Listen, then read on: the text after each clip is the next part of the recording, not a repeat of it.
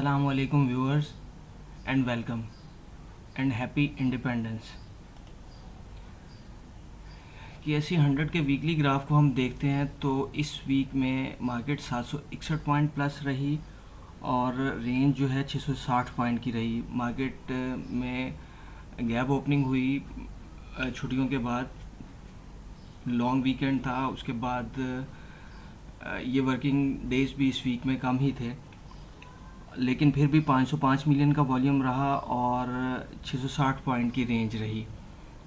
अभी इसमें current scenario में हम देखते हैं तो इन्फ्लेशन जो है वो 25% पे है, जो जुलाई की थी कोर प्राइस इंडेक्स यानी CPI, और रिजर्व्स जो हैं वो वीक ऑन वीक बेसिस पे 8 बिलियन से भी नीचे आ गए हैं।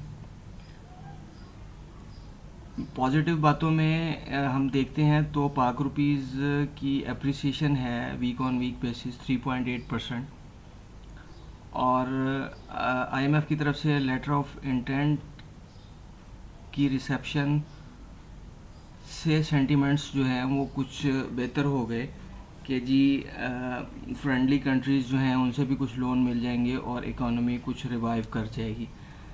लेकिन ये तो फ्यूचर की बातें हैं।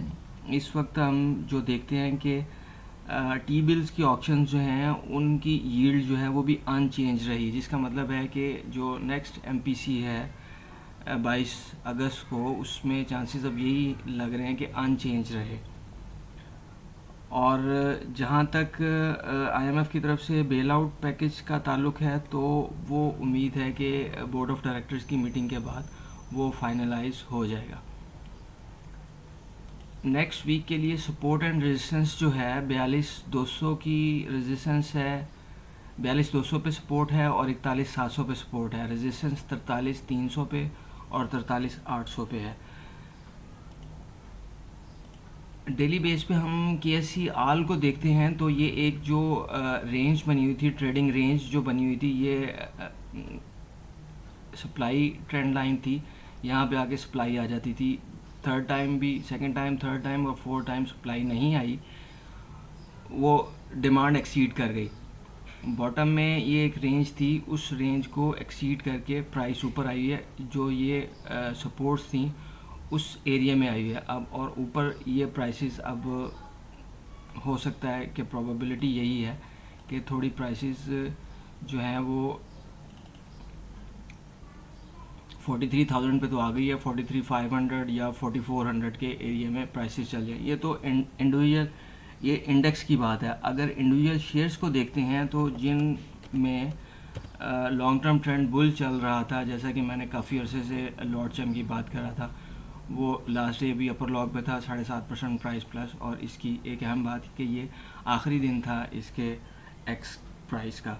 लॉर्ड चैम के बाद हम EPQL की मैं बात कर रहा था, मुसलसल बुल ट्रेंड में चल रहा था और ये अपने टारगेट पे टारगेट अचीव कर लिया इसने, और इसमें भी यही है कि ये आखिरी दिन था इसका डिविडेंड का। मिल्लत ट्रैक्टर बुल ट्रेंड में चल रहा था, और पोल, NCPL ये बुल ट्रेंड में कंपनीज थी। बाकी सब कंपनीज में कुरेक्शन आई है और बियर ट्रेंड में कुरेक्शन आई है। हम ये देखते हैं कि अब ये DG, अगर हम सीमेंट्स सेक्टर को देखते हैं तो DG में ये जो सप्लाई जहाँ पे आ जाती थी, इंडेक्स में जैसे सप्लाई आ जाती थी ट्रेंड लाइन को देखते हुए, तो अब ये ऐसे लग रहा है कि जैसे थोड़ा बेहतरी की तरफ चांसेस बन सकते हैं। लकी ने 90 रुपये अर्निंग की है लेकिन डिविडेंड नहीं दिया, पे आउट 0। तो होता ही है कि पहले ब्लू चिप्स बढ़ते हैं और उसके बाद फिर सेकंड टायर शेयर्स जो हैं उनमें वोलेटिलिटी आना शुरू हो जाती है। तो ऐसे ही हुआ। अभी ये सेकंड टायर कचरा शेयर्स जो हैं, हस्कोल में इन्होंने बोर्ड मीटिंग अपनी अनाउंस की है, पेस का सेक्टर चेंज हुआ है प्रॉपर्टी सेक्टर में आने की वजह से, और दीगर शेयर्स भी, ये सेकंड टायर शेयर्स जो हैं वो बढ़े हैं। अभी नेक्स्ट के लिए ये है कि जब फर्स्ट टायर शेयर्स बढ़ जाते हैं उसके बाद सेकंड टायर बढ़ते हैं, तो अगर तो ट्रेंड ने कंटिन्यू रहना होता है तो फिर फर्स्ट टायर शेयर्स जो हैं वो ब्लू चिप्स जो हैं उनकी फिर दोबारा बारी आ जाती है बढ़ने की। तो अभी यही लग रहा है